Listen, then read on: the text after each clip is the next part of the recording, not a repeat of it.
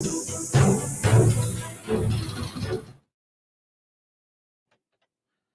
ਸ਼੍ਰੀ ਅਕਾਲ। ਤੁਸੀਂ ਜੁੜੇ ਹੋਏ ਹੋ ਪੰਜਾਬੀ ਰੇਡੀਓ USA ਦੇ ਨਾਲ ਤੇ ਮੈਂ ਹਾਂ ਪ੍ਰਵੀਨ ਸ਼ਰਮਾ ਲੈ ਕੇ ਹਾਜ਼ਰ ਹਾਂ program update Canada. Update Canada program ਦੇ ਵਿੱਚ ਗੱਲਬਾਤ ਕਰਾਂਗੇ ਕੈਨੇਡਾ ਦੇ ਵਿੱਚ ਵਾਪਰੀਆਂ ਕੁਝ ਅਹਿਮ ਤੇ ਕੁਝ ਖਾਸ ਖਬਰਾਂ ਦੇ ਬਾਰੇ। ਪਰ ਉਸ ਤੋਂ ਪਹਿਲਾਂ ਧੰਨਵਾਦ ਕਰਦੇ ਚੱਲੀਏ ਸਪਾਂਸਰਸ ਦਾ, ਜਿਹੜੇ ਜ਼ਰੀਆ ਬਣਦੇ ਨੇ ਇਹਨਾਂ ਪ੍ਰੋਗਰਾਮਾਂ ਨੂੰ ਤੁਹਾਡੇ ਤੱਕ ਪਹੁੰਚਾਉਣ ਦੇ ਲਈ। ਖਾਲਸਾ ਇੰਸ਼ੋਰੈਂਸ ਏਜੰਸੀ ਵਾਲੇ, ਜਿਨ੍ਹਾਂ ਤੋਂ ਤੁਸੀਂ ਹਰ ਤਰੀਕੇ ਦੀ ਇੰਸ਼ੋਰੈਂਸ ਲੈ ਸਕਦੇ ਹੋ। ਇੰਸ਼ੋਰੈਂਸ ਬਾਰੇ ਪਤਾ ਕਰਨ ਦੇ ਲਈ ਉਹਨਾਂ ਦਾ ਨੰਬਰ ਹੈ 408 272 2500। ਟਰਕੀਅਨ ਇਮੀਗ੍ਰੇਸ਼ਨ ਲਾ ਫਰਮ ਵਾਲੇ ਜੇ ਟਰਕੀਅਨ ਅਟੋਰਨੀ ਟਰਕੀਅਨ ਦੇ ਨਾਲ ਤੁਸੀਂ US ਇਮੀਗ੍ਰੇਸ਼ਨ ਬਾਬਤ ਕੋਈ ਵੀ ਸਵਾਲ ਜਾਂ ਸਲਾਹ ਕਰਨੀ ਹੈ ਤੇ ਉਹਨਾਂ ਦਾ ਨੰਬਰ ਹੈ 415 909 0503। ਤੇ ਬਿਸਲਾ ਫੈਮਿਲੀ ਫਰੈਜ਼ਨੋ ਤੋਂ ਇਹਨਾਂ ਸਾਰੇ ਹੀ ਸਪਾਂਸਰਸ ਦਾ ਬਹੁਤ-ਬਹੁਤ ਧੰਨਵਾਦ। ਤੇ ਜੇਕਰ ਤੁਸੀਂ ਵੀ ਇਹਨਾਂ ਪ੍ਰੋਗਰਾਮਾਂ ਨੂੰ ਸਪਾਂਸਰ ਕਰਨਾ ਚਾਹੁੰਦੇ ਹੋ ਤਾਂ ਸਟੂਡੀਓ ਦਾ ਨੰਬਰ ਹੈ 408 272 5200। ਖਬਰਾਂ ਦੀ ਸ਼ੁਰੂਆਤ ਕਰਦੇ ਹਾਂ। ਇਸ ਵੇਲੇ ਜਿਹੜੇ ਹਾਲਾਤ ਕੈਨੇਡਾ ਦੇ ਵਿੱਚ ਬਣੇ ਹੋਏ ਨੇ, ਖਾਸ ਕਰਕੇ ਵੈਨਕੂਵਰ ਦੇ ਇਲਾਕਿਆਂ ਦੇ ਵਿੱਚ ਭਾਰੀ ਬਰਫੀਲੇ ਤੂਫਾਨ ਕਰਕੇ ਜਿਹੜੀ ਆਮ ਜ਼ਿੰਦਗੀ ਹੈ ਉਹਦੇ 'ਤੇ ਕਾਫੀ ਪ੍ਰਭਾਵ ਪਿਆ।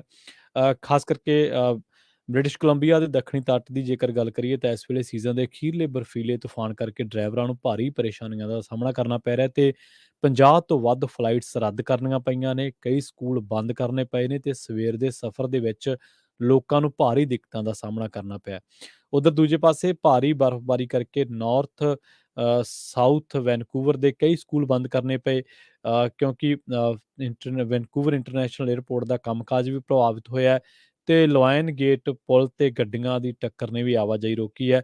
ਸਵੇਰੇ ਕੁਝ ਘੰਟਿਆਂ ਦੇ ਲਈ ਭਾਰੀ ਬਰਫ਼ਬਾਰੀ ਕਰਕੇ ਲਾਇਨਸ ਗੇਟ ਬ੍ਰਿਜ ਤੇ ਉੱਤਰ ਵੱਲ ਜਾਣ ਵਾਲੀਆਂ ਲੇਨਾਂ ਨੂੰ ਬੰਦ ਕਰਨਾ ਪਿਆ ਸੀ, ਕਿਉਂਕਿ ਕਈ ਘੁੰਮਣ ਵਾਲੇ ਵਹੀਕਲਾਂ ਕਰਕੇ, ਵਾਹਨਾਂ ਕਰਕੇ ਤੇ ਹੋਰ ਜਿਹੜੇ ਸੜਕ ਨੂੰ ਸਾਫ਼ ਕਰਨ ਦੇ ਲਈ ਜਿਹੜਾ ਅਮਲਾ ਹੈ ਤੇ ਉਸ ਨੂੰ ਪੁਲ ਤੇ ਤੈਨਾਤ ਕੀਤਾ ਗਿਆ ਸੀ। ਪਰ ਹੁਣ ਤਾਜ਼ਾ ਖਬਰਾਂ ਦੇ ਮੁਤਾਬਕ ਜਿਹੜਾ ਲਾਇਨਸ ਗੇਟ ਬ੍ਰਿਜ ਆ ਉਹਨੂੰ ਖੋਲ੍ਹ ਦਿੱਤਾ ਗਿਆ।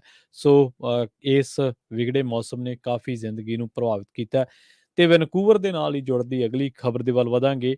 ਵੈਨਕੂਵਰ ਸਿਟੀ ਕੌਂਸਲ, ਵੈਨਕੂਵਰ ਦੇ ਵਿੱਚ ਜਿਹੜੇ ਲੋਕ ਰਹਿੰਦੇ ਨੇ ਤਾਂ ਉਹਨਾਂ ਦੇ ਲਈ ਇਹ ਖਬਰ ਸੁਣਨ ਵਾਲੀ ਆ, ਕਿਉਂਕਿ ਉਹਨਾਂ ਨੂੰ ਇੱਕ ਝਟਕਾ ਲੱਗਣ ਜਾ ਰਿਹਾ ਹੈ। ਸਿਟੀ ਕੌਂਸਲ ਨੇ ਹੁਣ ਇਸ ਗੱਲ ਦਾ ਦਾਅਵਾ ਕੀਤਾ ਹੈ ਕਿ ਅਸੀਂ ਆਉਣ ਵਾਲੇ ਜਿਹੜਾ ਬਜਟ ਹੈ ਜਾਂ ਆਉਣ ਵਾਲੇ ਸਾਲ ਹੈ ਇਹਦੇ ਵਿੱਚ ਅਸੀਂ ਪ੍ਰੋਪਰਟੀ ਟੈਕਸ ਜਿਹੜਾ ਉਹ 10% 10.7% ਇਨਕਰੀਜ਼ ਕਰਨ ਜਾ ਰਹੇ ਹਾਂ। ਤੇ ਇਹ ਹੁਣ ਤੱਕ ਦੀ ਇੱਕ ਦਹਾਕੇ ਦੀ ਸਭ ਤੋਂ ਵੱਡੀ ਇਨਕਰੀਜ਼ ਆ, ਸਭ ਤੋਂ ਵੱਡਾ ਵਾਧਾ ਹੋਊਗਾ। ਲੰਘੇ ਸਾਲ ਦੇ ਵਿੱਚ ਹੀ 9.7 ਫੀਸਦੀ ਦੇ ਵਾਧੇ ਦੇ ਜਿਹੜੇ ਸੰਕੇਤ ਆ ਉਹ ਸਿਟੀ ਵੱਲੋਂ ਦਿੱਤੇ ਗਏ ਸੀਗੇ।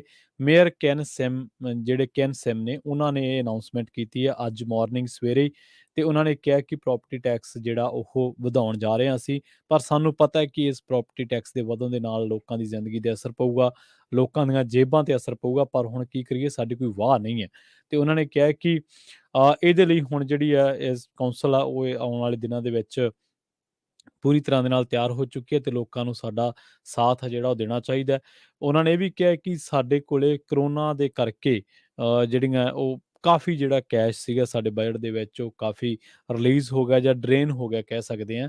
ਤਾਂ ਪਰ ਹੁਣ ਉਹਨਾਂ ਨੇ ਇਹ ਗੱਲ ਕਹੀ ਹੈ ਕਿ ਆਉਣ ਵਾਲੇ ਟਾਈਮ ਦੇ ਵਿੱਚ ਅਸੀਂ ਸੋਚ ਰਹੇ ਹਾਂ ਕਿ 10.7% ਦਾ 10.7% ਦਾ ਜਿਹੜਾ ਵਾਧਾ ਹੈ ਉਹ ਵੈਨਕੂਵਰ ਦੇ ਬਜਟ ਦੇ ਵਿੱਚ ਪ੍ਰੋਪਰਟੀ ਟੈਕਸ ਦੇ ਵਿੱਚ ਮਾਫ ਕਰਨਾ ਉਹ ਕੀਤਾ ਜਾਵੇ। ਹੁਣ ਕੈਨੇਡਾ ਦੇ ਵਿੱਚ ਅਗਲੀਆਂ ਆਮ ਚੋਣਾਂ ਤੋਂ ਪਹਿਲਾਂ ਨਵੀਂ ਹਲਕਾਬੰਦੀ ਦੇ ਹੋਣ ਦੇ ਆਸਾਰ ਵੀ ਬਣਦੇ ਜਾ ਰਹੇ ਨੇ। ਨਵੀਂ ਹਲਕਾਬੰਦੀ ਤੋਂ ਬਾਅਦ ਪਾਰਲੀਮਾਨੀ ਸੀਟਾਂ ਦੀ ਗਿਣਤੀ 338 ਤੋਂ ਵੱਧ ਕੇ 343 ਹੋ ਜਾਣੀ ਹੈ ਤੇ ਵੈਨਕੂਵਰ ਦੇ ਵਿੱਚ ਰਹਿੰਦੇ ਪੰਜਾਬੀਆਂ ਦੇ ਵਿੱਚ ਇਹ ਗੱਲ ਦੀ ਹੁਣ ਚਰਚਾ ਸ਼ੁਰੂ ਹੋ ਚੁੱਕੀ ਹੈ, ਕਿਉਂਕਿ ਨਵੀਂ ਹਲਕਾਬੰਦੀ ਕਰਕੇ ਸਾਊਥ ਵੈਨਕੂਵਰ ਦਾ ਪੰਜਾਬੀ ਭਾਈਚਾਰਾ ਦੋ ਹਿੱਸਿਆਂ ਦੇ ਵਿੱਚ ਵੰਡਿਆ ਜਾਵੇਗਾ। ਸੋ ਹੁਣ ਪੰਜਾਬੀ ਭਾਈਚਾਰੇ ਦੇ ਵਿੱਚ ਇਸ ਗੱਲ ਦੀ ਚਿੰਤਾ ਤੇ ਉਧਰ ਦੂਜੇ ਪਾਸੇ ਕੈਨੇਡਾ ਦੇ ਸਿਆਸੀ ਹਾਲਾਤਾਂ ਦੀ ਜੇ ਗੱਲ ਕਰੀਏ ਤਾਂ ਨਿੱਤ ਨਵੇਂ ਕਰਵਟ ਲੈ ਰਹੇ ਨੇ ਹਾਲਾਤ ਤੇ ਲੋਕਾਂ ਦਾ ਮਨ ਕਿਸੇ ਵੀ ਇੱਕ ਪਾਰਟੀ ਦੇ ਨਾਲ ਖੜਦਾ ਮਹਿਸੂਸ ਨਹੀਂ ਹੋ ਰਿਹਾ। ਲੰਘੇ ਸਰਵੇਖਣਾਂ ਦੇ ਵਿੱਚ ਕੰਜ਼ਰਵੇਟਿਵ ਪਾਰਟੀ ਦਾ ਹੱਥ ਉੱਪਰ ਰਹਿਣ ਦੀ ਗੱਲ ਆਖੀ ਗਈ ਸੀ, ਪਰ ਲਿਬਰਲ ਪਾਰਟੀ ਨੇ ਰਫ਼ਤਾਰ ਫੜੀ ਹੈ ਤੇ ਹੁਣ ਤਾਜ਼ਾ ਚੋਣ ਸਰਵੇਖਣਾਂ ਦੇ ਵਿੱਚ ਦੋਵਾਂ ਪ੍ਰਮੁੱਖ ਪਾਰਟੀਆਂ ਕੋਲੇ 33% ਲੋਕਾਂ ਦੀ ਹਮਾਇਤ ਹੈ ਤੇ ਬਰਾਬਰ ਮਹਿਸੂਸ ਕੀਤੀਆਂ ਜਾ ਰਹੀਆਂ ਨੇ। ਤਾਂ ਇਹਦੇ ਨਾਲ ਹੀ ਹੁਣ ਵੈਨਕੂਵਰ ਦੇ ਵਿੱਚ ਜਿਹੜੀ ਨਵੀਂ ਹਲਕਾਬੰਦੀ ਹੋਣੀ ਹੈ ਤੇ ਉਹਦੇ ਨਾਲ ਹੀ ਪੰਜਾਬੀਆਂ ਦੇ ਵਿੱਚ ਚਰਚਾ ਇਹ ਹੋ ਗਈ ਹੈ ਕਿ ਸਾਊਥ ਵੈਨਕੂਵਰ ਦਾ ਪੰਜਾਬੀ ਭਾਈਚਾਰਾ ਦੋ ਹਿੱਸਿਆਂ ਦੇ ਵਿੱਚ ਵੰਡਿਆ ਜਾਵੇਗਾ।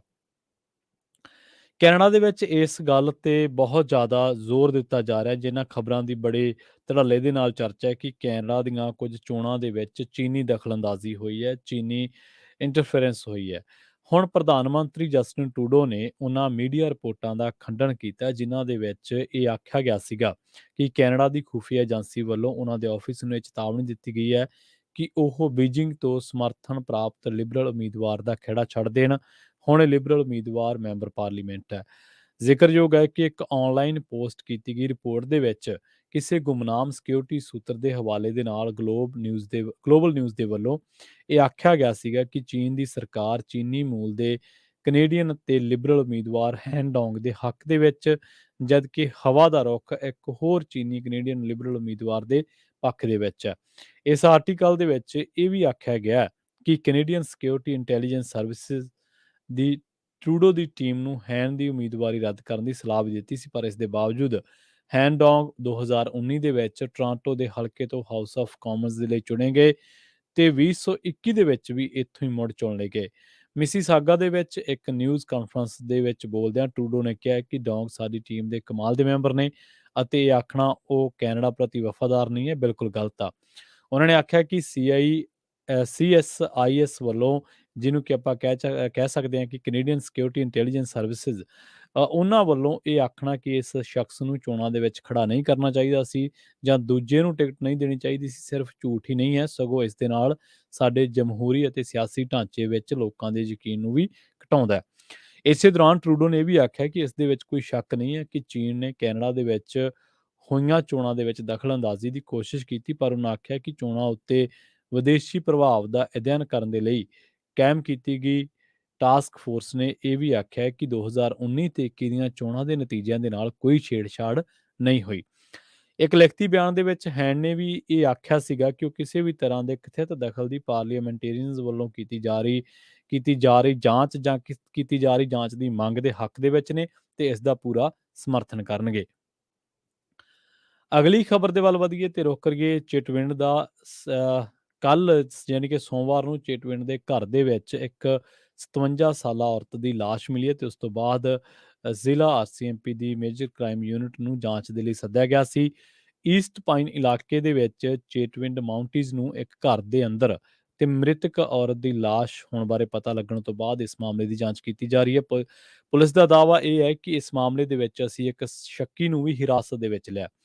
ਚਿਟਵਿੰਡ RCMP ਡਿਟੈਚਮੈਂਟ ਕਮਾਂਡਰ ਸਾਰਜੈਂਟ ਵਾਹਨੀਜ਼ ਅੰਟੋਨੀਓ ਸਟੀਵਨਸ ਨੇ ਇਹ ਗੱਲ ਦਾ ਦਾਅਵਾ ਕੀਤਾ ਹੈ ਕਿ ਲਾਸ਼ ਮਿਲਣ ਤੋਂ ਬਾਅਦ ਪੂਰਾ ਇਲਾਕਾ ਸਦਮੇ ਦੇ ਵਿੱਚ ਆ, ਪਰ ਅਸੀਂ ਮਾਮਲੇ ਦੀ ਜਾਂਚ ਕਰ ਰਹੇ ਹਾਂ। ਇਸ ਘਟਨਾ ਦੇ ਪਿੱਛੇ ਕਾਰਨ ਕੀ ਨੇ, ਸ਼ੱਕੀ ਬੰਦੇ ਉੱਤੇ ਕਿਸ ਤਰ੍ਹਾਂ ਦਾ ਸ਼ੱਕ ਪ੍ਰਗਟਾਇਆ ਜਾ ਰਿਹਾ ਜਾਂ ਉਹਨੂੰ ਕਿਹੜੇ ਬਿਨਾਹ ਤੇ ਹਿਰਾਸਤ ਦੇ ਵਿੱਚ ਲਿਆ, ਘਰ ਦੇ ਵਿੱਚ ਅਜਿਹਾ ਕੀ ਵਾਪਰਿਆ ਸੀ ਕਿ ਇਸ ਔਰਤ ਦੀ ਮੌਤ ਹੋ ਗਈ, ਤਾਂ ਇਸ ਸਮੇਤ ਬਹੁਤ ਸਾਰੇ ਅਜਿਹੇ ਸਵਾਲ ਨੇ ਜਿਨ੍ਹਾਂ ਨੂੰ ਲੱਭਣ ਦੀ ਪੁਲਿਸ ਵੀ ਤੇ ਪੁਲਿਸ ਤੋਂ ਪੁੱਛਣ ਵਾਲੇ ਵੀ ਕੋਸ਼ਿਸ਼ ਕਰ ਰਹੇ ਨੇ। ਬਰੈਂਪਟਨ ਦਾ ਰੁਖ ਕਰਾਂਗੇ। ਬਰੈਂਪਟਨ ਦੇ ਵਿੱਚ ਇੱਕ ਸਕੂਲ ਦੇ ਨੇੜੇ ਸ਼ੁਰੇਬਾਜ਼ੀ ਦੀ ਵਾਪਰੀ ਘਟਨਾ ਦੇ ਵਿੱਚ 17 ਸਾਲਾਂ ਦਾ ਇੱਕ ਨੌਜਵਾਨ ਜ਼ਖਮੀ ਹੋ ਗਿਆ, ਜਿਸ ਨੂੰ ਗੰਭੀਰ ਹਾਲਤ ਦੇ ਵਿੱਚ ਹਸਪਤਾਲ ਲਿਜਾਇਆ ਗਿਆ ਸੀ। ਸੋਮਵਾਰ ਨੂੰ ਲੜਾਈ ਹੋਣ ਦੀਆਂ ਖਬਰਾਂ ਮਿਲਣ ਤੋਂ ਬਾਅਦ 11:30 ਵਜੇ ਪੁਲਿਸ ਸੈਂਡਲਵੁੱਡ ਪਾਰਕਵੇ ਤੇ ਟੌਰਬ੍ਰੈਮ ਰੋਡ ਇਲਾਕੇ ਦੇ ਵਿੱਚ ਪਹੁੰਚੀ ਸੀ। ਪੈਰਾਮੈਡਿਕਸ ਨੇ ਇਹ ਗੱਲ ਦਾ ਦਾਅਵਾ ਕੀਤਾ ਹੈ ਕਿ ਜਿਸ ਨੌਜਵਾਨ ਨੂੰ ਚਾਕੂ ਮਾਰਿਆ ਗਿਆ, ਉਸ ਨੂੰ ਗੰਭੀਰ ਪਰ ਸਥਿਰ ਹਾਲਤ ਦੇ ਵਿੱਚ ਹਸਪਤਾਲ ਲਿਜਾਇਆ ਗਿਆ ਸੀ। ਬਾਅਦ ਦੇ ਵਿੱਚ ਪੁਲਿਸ ਨੇ ਇਹ ਦੱਸਿਆ ਕਿ ਜ਼ਖਮ ਜਾਨਲੇਵਾ ਨਹੀਂ ਸਨ, ਪਰ ਇਹ ਘਟਨਾ ਸੈਂਡਲਵੁੱਡ ਹਾਈਟਸ ਸੈਕੰਡਰੀ ਸਕੂਲ ਦੇ ਨਾਲ ਲੱਗਦੇ ਪਾਰਕਿੰਗ ਲਾਟ ਦੇ ਵਿੱਚ ਵਾਪਰੀ। ਪੁਲਿਸ ਨੇ ਇਹ ਵੀ ਦੱਸਿਆ ਕਿ ਘਟਨਾ ਵਾਲੀ ਥਾਂ ਤੋਂ ਕਈ ਗੱਡੀਆਂ ਨੂੰ ਤੇਜ਼ੀ ਦੇ ਨਾਲ ਫਰਾਰ ਹੁੰਦਿਆਂ ਵੇਖਿਆ ਗਿਆ। ਅਜੇ ਸਪਸ਼ਟ ਨਹੀਂ ਹੋ ਸਕਿਆ ਕਿ ਜਿਸ ਨੌਜਵਾਨ ਨੂੰ ਚਾਕੂ ਮਾਰਿਆ ਗਿਆ ਉਹ ਸਕੂਲ ਦਾ ਵਿਦਿਆਰਥੀ ਹੈ ਜਾਂ ਉਹ ਬਾਹਰੋਂ ਸੀ। ਪੁਲਿਸ ਵੱਲੋਂ ਇਸ ਮਾਮਲੇ ਦੀ ਜਾਂਚ ਕੀਤੀ ਜਾ ਰਹੀ ਹੈ। ਉਧਰ ਦੂਜੇ ਪਾਸੇ CBSA ਨੇ ਚਿਲੀਵੈਕ ਤੋਂ 1400 ਪਾਬੰਦੀਸ਼ੁਦਾ ਹਥਿਆਰ ਜ਼ਬਤ ਕੀਤੇ ਨੇ। ਦੱਸਣਾ ਬਣਦਾ ਕਿ ਜਨਵਰੀ 2023 ਦੇ ਵਿੱਚ ਵੈਨਕੂਵਰ ਇੰਟਰਨੈਸ਼ਨਲ 에ਅਰਪੋਰਟ ਡਿਸਟ੍ਰਿਕਟ ਦੇ ਵਿੱਚ ਅਧਿਕਾਰੀਆਂ ਨੇ ਕਈ ਪਾਰਸਲਾਂ ਨੂੰ ਰੋਕਿਆ ਸੀ, ਜਿਸ ਦੇ ਵਿੱਚ ਇਹ ਵੱਡੀ ਮਾਤਰਾ ਦੇ ਵਿੱਚ ਇਹ ਪਾਬੰਦੀਸ਼ੁਦਾ ਹਥਿਆਰ ਸਨ। ਇਹ ਪਾਰਸਲ ਚਿਲੀਵੈਕ, ਬ੍ਰਿਟਿਸ਼ ਕੋਲੰਬੀਆ ਦੇ ਲਈ ਨਿਰਧਾਰਤ ਕੀਤੇ ਗਏ ਸਨ ਤੇ ਇਹ ਹਥਿਆਰ ਝੂਠੇ ਦਸਤਾਵੇਜ਼ਾਂ ਦੀ ਵਰਤੋਂ ਕਰਕੇ ਚੀਨ ਤੋਂ ਮੰਗਾਏ ਗਏ ਸਨ, ਜਿਸ ਤੋਂ ਬਾਅਦ ਇਸ ਕੇਸ ਨੂੰ CBSA ਦੀ Pacific region criminal investigation team ਨੂੰ ਭੇਜਿਆ ਗਿਆ ਸੀ। 25 ਜਨਵਰੀ ਨੂੰ ਸੀਬੀਐਸਈ ਦੇ ਜਾਂਚਕਰਤਾਵਾਂ ਨੇ ਕਸਟਮ ਐਕਟ ਅਤੇ ਕ੍ਰਿਮੀਨਲ ਕੋਡ ਦੇ ਤਹਿਤ ਸ਼ੱਕੀ ਅਪਰਾਧਾਂ ਦੇ ਲਈ ਚਿਲੀਵੈਕ ਨਿਵਾਸੀ ਨੂੰ ਕਈ ਪਾਬੰਦੀਸ਼ੁਦਾ ਹਥਿਆਰਾਂ ਸਮੇਤ ਗ੍ਰਿਫਤਾਰ ਕੀਤਾ। 26 ਜਨਵਰੀ ਨੂੰ ਸੀਬੀਐਸਈ ਜਾਂਚਕਰਤਾਵਾਂ ਦੀ ਟੀਮ ਨੇ ਚਿਲੀਵੈਕ ਦੇ ਵਿੱਚ ਇੱਕ ਰਿਹਾਇਸ਼ ਤੇ ਇੱਕ ਸਰਚ ਵਾਰੰਟ ਲਾਗੂ ਕੀਤਾ, ਜਿਸ ਤੇ ਹੋਰ ਕਈ ਹਥਿਆਰ ਸੀਗੇ ਉਹਨਾਂ ਨੂੰ ਜ਼ਬਤ ਕੀਤਾ ਗਿਆ। ਕੁੱਲ ਮਿਲਾ ਕੇ 1350 ਤੋਂ ਵੱਧ ਪਾਬੰਦੀਸ਼ੁਦਾ ਹਥਿਆਰ ਅਤੇ 13 ਫਾਇਰ ਆਰਮਜ਼ ਜ਼ਬਤ ਕੀਤੇ ਗਏ ਨੇ। 360 ਸਟਨ ਗਨ ਨੇ, 422 ਵਰਜ਼ੀ ਚਾਕੂ ਨੇ, 171 ਸਟਨ ਬੈਟਨ ਤੇ 7 ਸਪਰਿੰਗ ਲੋਡਡ ਬੈਟਨ। ਇਸ ਤੋਂ ਇਲਾਵਾ ਕਈ ਹੋਰ ਜਿਹੜੇ ਵਰਜ ਹਥਿਆਰ ਨੇ ਉਹ ਵੀ ਬਰਾਮਦ ਕੀਤੇ ਗਏ ਨੇ। ਲੰਘੇ ਦਿਨੀ ਕੈਨੇਡਾ ਦੇ ਵਿੱਚ ਇਸ ਗੱਲ ਤੇ ਚਰਚਾ ਬਹੁਤ ਜ਼ਿਆਦਾ ਹੋਈ ਸੀ ਕਿ ਕੈਨੇਡਾ ਦੇ ਵਿੱਚ ਹਵਾਈ ਸਫ਼ਰ ਕਰਨ ਵਾਲਿਆਂ ਨੂੰ ਕਾਫੀ ਦਿੱਕਤਾਂ ਦਾ ਸਾਹਮਣਾ ਕਰਨਾ ਪਿਆ ਸੀ। ਹੁਣ ਕੈਨੇਡਾ ਦੀ ਸਭ ਤੋਂ ਵੱਡੀ ਏਅਰਪੋਰਟ ਅਥਾਰਟੀ ਨੇ ਇਹ ਗੱਲ ਕਹੀ ਹੈ ਕਿ ਉਹ ਬਹੁਤ ਜ਼ਿਆਦਾ ਰਸ਼ ਵਾਲੇ ਟਰੈਵਲ ਟਾਈਮ ਦੇ ਦੌਰਾਨ ਟੋਰਾਂਟੋ ਪੀਅਰਸਨ ਏਅਰਪੋਰਟ ਤੋਂ ਜਾਣ ਤੇ ਆਉਣ ਵਾਲੀਆਂ ਕਮਰਸ਼ੀਅਲ ਫਲਾਈਟਸ ਦੀ ਗਿਣਤੀ ਸਖਤੀ ਦੇ ਨਾਲ ਤੈਅ ਕਰੇਗੀ। ਜਾਰੀ ਇੱਕ ਬਿਆਨ ਦੇ ਵਿੱਚ ਗ੍ਰੇਟਰ ਟੋਰਾਂਟੋ ਏਅਰਪੋਰਟ ਅਥਾਰਟੀ ਨੇ ਇਹ ਗੱਲ ਕਹੀ ਹੈ ਕਿ ਮਾਰਚ ਦੀਆਂ ਛੁੱਟੀਆਂ ਅਤੇ ਸਮਰ ਸੀਜ਼ਨ ਦੇ ਦੌਰਾਨ ਉਹਨਾਂ ਵੱਲੋਂ ਇਸ ਸਬੰਧ ਦੇ ਵਿੱਚ ਸਖਤ ਫੈਸਲਾ ਲਿਆ ਜਾਵੇਗਾ। ਇਸ ਦੇ ਦੌਰਾਨ ਨਾ ਸਿਰਫ ਕਮਰਸ਼ੀਅਲ ਫਲਾਈਟਾਂ ਦੀ ਗਿਣਤੀ ਹੀ ਸੀਮਿਤ ਕੀਤੀ ਜਾਵੇਗੀ, ਸਗੋਂ ਕੌਮਾਂਤਰੀ ਪੱਧਰ ਉੱਤੇ ਕੈਨੇਡਾ ਪਹੁੰਚਣ ਜਾਂ ਅਮਰੀਕਾ ਰਵਾਨਾ ਹੋਣ ਵਾਲੇ ਪੈਸੇਂਜਰਸ ਦੇ ਲਈ ਵੀ ਗਿਣਤੀ ਤੈਅ ਕੀਤੀ ਜਾਵੇਗੀ। ਅਧਿਕਾਰੀਆਂ ਨੇ ਇਹ ਜਾਣਕਾਰੀ ਅਜੇ ਨਹੀਂ ਦਿੱਤੀ ਹੈ ਕਿ ਇਹ ਫੈਸਲਾ ਕਿਸ ਆਧਾਰ ਉੱਤੇ ਲਿਆ ਜਾਵੇਗਾ। ਇੱਥੇ ਦੱਸਣਾ ਬਣਦਾ ਹੈ ਕਿ ਪਿਛਲੇ ਸਾਲ ਟੋਰਾਂਟੋ ਪੀਅਰਸਨ ਏਅਰਪੋਰਟ ਤੇ YYZ ਤੋਂ ਬਾਹਰ ਆਪਰੇਟ ਕਰਨ ਵਾਲੀਆਂ ਏਅਰਲਾਈਨਜ਼ ਨੂੰ ਆਪਰੇਸ਼ਨਲ ਪੱਧਰ ਉੱਤੇ ਕਈ ਤਰ੍ਹਾਂ ਦੀਆਂ ਚੁਣੌਤੀਆਂ ਦਾ ਸਾਹਮਣਾ ਕਰਨਾ ਪਿਆ ਸੀ। ਇਸੇ ਦੌਰਾਨ ਕਈ ਲੋਕਾਂ ਦਾ ਸਮਾਨ ਗੁਆਚ ਗਿਆ ਸੀ ਅਤੇ ਕਈ ਫਲਾਈਟਸ ਰੱਦ ਵੀ ਹੋ ਗਈਆਂ ਸਨ। ਜੁਲਾਈ 2022 ਦੇ ਵਿੱਚ ਪੀਅਰਸਨ ਇੰਟਰਨੈਸ਼ਨਲ ਏਅਰਪੋਰਟ ਨੂੰ ਦੁਨੀਆ ਦੇ ਸਭ ਤੋਂ ਬਦਤਰ ਏਅਰਪੋਰਟ ਦਾ ਦਰਜਾ ਵੀ ਦਿੱਤਾ ਗਿਆ ਸੀ। ਇਸ ਤੋਂ 6 ਮਹੀਨੇ ਬਾਅਦ ਵੀ ਦਸੰਬਰ ਦੇ ਵਿੱਚ ਏਅਰਪੋਰਟ ਨੂੰ ਬੈਗੇਜ ਦੇ ਬੈਕਲੌਗ ਕਰਕੇ ਵੱਡੀ ਨੁਕਤਾਚੀਨੀ ਦਾ ਸਾਹਮਣਾ ਕਰਨਾ ਪਿਆ। ਸੈਂਕੜੇ ਟਰੈਵਲਰਸ ਦੇ ਬੈਗ ਗਵਾਚ ਗਏ ਸਨ ਅਤੇ ਸਮਾਨ ਗੁੰਮ ਹੋ ਗਿਆ ਸੀ। ਤੂਫਾਨ ਦੇ ਕਰਕੇ ਕਈ ਫਲਾਈਟਸ ਦੇ ਵਿੱਚ ਵੀ ਅੜਿੱਕਾ ਪਿਆ ਅਤੇ ਕਈ ਫਲਾਈਟਸ ਰੱਦ ਕਰਨੀਆਂ ਪਈਆਂ ਸਨ ਅਤੇ ਕਈਆਂ ਦੇ ਵਿੱਚ ਦੇਰੀ ਹੋਈ ਸੀ। ਇਸ ਵਾਰੀ ਸਿਸਟਮ ਨੂੰ ਠੀਕ ਰੱਖਣ ਦੇ ਲਈ ਦਰੁਸਤੀ ਦੇ ਨਾਲ ਕੰਮ ਕਰਨ ਦੇ ਲਈ ਏਅਰਪੋਰਟ ਵੱਲੋਂ ਆਰਟੀਫਿਸ਼ੀਅਲ ਇੰਟੈਲੀਜੈਂਸ ਦੀ ਮਦਦ ਵੀ ਲਈ ਜਾਵੇਗੀ। ਸੋ ਇਸ ਦੇ ਨਾਲ ਹੀ ਆਪਾਂ ਪ੍ਰੋਗਰਾਮ ਅਪਡੇਟ ਕੈਨੇਡਾ ਨੂੰ ਇੱਥੇ ਹੀ ਸਮਾਪਤ ਕਰਾਂਗੇ। ਸਮਾਂ ਇਜਾਜ਼ਤ ਨਹੀਂ ਦਿੰਦਾ। ਮੈਨੂੰ ਪ੍ਰਵੀਨ ਸ਼ਰਮਾ ਨੂੰ ਇੱਥੇ ਦਿਓ ਇਜਾਜ਼ਤ। ਜੁੜੇ ਰਹੋ ਪੰਜਾਬੀ ਰੇਡੀਓ USA ਦੇ ਨਾਲ ਤੇ ਆਖਿਰ ਦੇ ਵਿੱਚ ਇੱਕ ਵਾਰ ਫਿਰ ਤੋਂ ਤੁਹਾਨੂੰ ਸਭ ਨੂੰ ਪਿਆਰ ਸਤਿਕਾਰ ਸਹਿਤ ਸਤਿ ਸ਼੍ਰੀ ਅਕਾਲ।